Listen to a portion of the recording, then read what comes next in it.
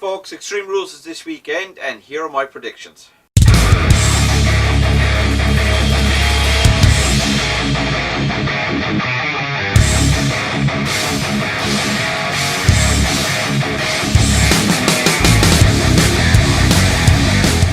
Welcome back to another predictions episode. I'm your host Kevin O'Donoghue and I hope you're all having a great weekend. So after what I thought was a pretty decent go home Raw, we've the Extreme Rules pay-per-view this weekend. This has the makings to be a pretty good pay-per-view, but as usual we'll just have to wait and see.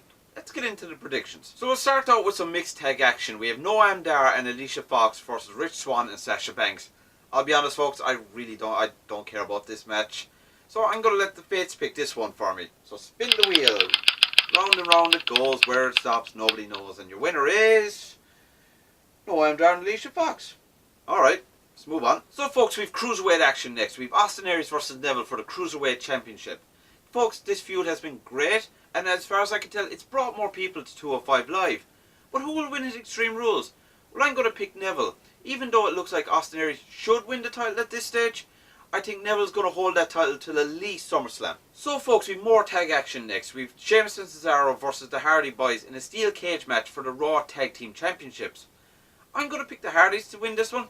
Even though they could drop the titles now without looking weak, I think that unless some agreement is made for the broken gimmick, they should hold on to those titles, because losing those titles would be a great catalyst to ignite the broken gimmick. Hardys to win. So up next we have the Raw Women's Championship being defended in a kendo stick and a pole match. Yes, you heard that correct, a kendo stick in a pole match. Just let that sink in. So we have Alexa Bliss versus Bayley for the Raw Women's Championship. And no, I'm not going to go into how crap their segment was on Raw last Monday. You know how crap it was, so no more need to be said on that. So who am I picking for this one? I'm picking Alexa Bliss to retain. And before I explain why, I'm just going to put that there, because I'm going to get a lot of heat from what I'm about to say next. I don't like Bayley. Whoa, whoa, whoa, whoa, whoa. Before you lynch me, let me explain. Yes, her naive fangirl gimmick did work in NXT, but she's now on the main roster and it doesn't work anymore. She needs more character development, so until that happens, I'm sorry, but I don't buy Bayley as a legit champion. Now I know there's people out there that do, but I'm sorry, I'm not one of them. So I'm picking Bliss to win. Okay, so we've the Intercontinental Championship on the line next. We've Dean Ambrose versus The Miz, and the stipulation on this one is, if Dean gets disqualified, he loses the championship. No champion's advantage on this one. So I'm going to pick The Miz to win because I'm fairly confident that he's going to get Ambrose disqualified and win the title. So main event time folks, we have Roman Reigns, Seth Rollins, Finn Balor, Bray Wyatt and Samoa Joe in a fatal 5-way Extreme Rules match to crown the new #1 contender for the WWE Universal title. I don't know about you, but for me this has got match of the night written all over it. But who will win? Well, for me it comes down between two, Seth Rollins and Finn Balor.